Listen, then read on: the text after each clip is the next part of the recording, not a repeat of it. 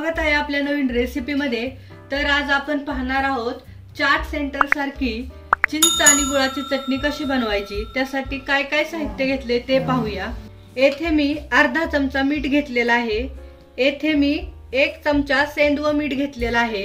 1 चमचा चाट मसाला घेतलेला आहे।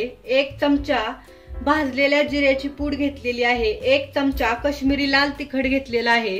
1 वाटी गुळ घेतलेला आहे। हा गुळ चिरून घेतलेला आहे आणि 1 वाटी चिंचेचा कोळ घेतलेला आहे। चिंच शिजवण्यासाठी अर्धा ग्लास पाणी घेतलेला आहे। चिंच आणि गुळाची चटणी आपण कुकर मध्ये बनवणार आहोत। 1 वाटी चिंचेचा कोळ, 1 वाटी गुळ, 1 चमचा भाजलेल्या जिऱ्याची पूड, 1 चमचा काश्मीरी लाल तिखट, 1 चमचा चाट मसाला, 1 चमचा सेंदव मीठ, अर्धा चमचा साधं मीठ, अर्धा ग्लास पाणी चिंच शिजण्यासाठी।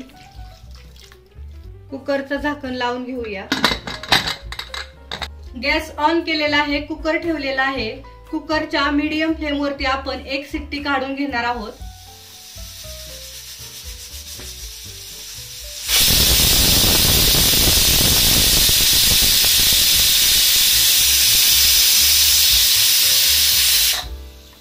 कुकरची 1 शिट्टी काढून घेतलेली आहे। कुकर थंड झालेला आहे। पाहू शकता चिंच चांगली शिजलेली आहे आणि गुळ पण छान मेल्ट झालेला आहे।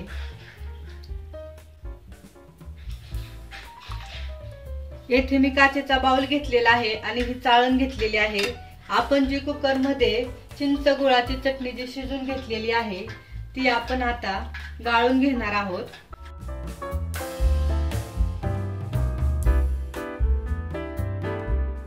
पळीच्या साहाय्याने अशी स्मॅश करून घ्यायची।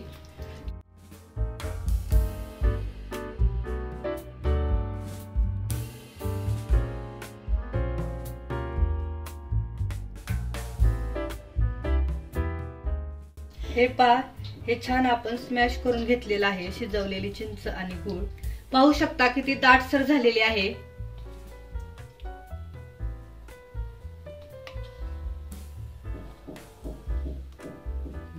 चटणी आपली छान अशी तयार झालेली आहे आणि तुम्ही दाटसरपणा पाहू शकता। आणि कुकर मध्ये अगदी 10 मिनिटांमध्ये तयार होते चटणी ही आपली चिंच आणि गुळाची। तर ही चटणी तुम्ही चाट सोबत खायला, भेळी सोबत खायला खूप छान अशी तयार होते आणि खूप पटकन होणारी आहे आणि खूप कमी साहित्यामध्ये होते घरच्या घरी। तर तुम्ही पण नक्की घरी ट्राय करा आणि कमेंट मध्ये सांगा चिंच आणि गुळाची चटणी कशी झाली ते। हा व्हिडिओ आवडला असेल तर लाईक करा, शेअर करा आणि आपल्या चॅनलला नक्की सबस्क्राईब करा। थँक्यू।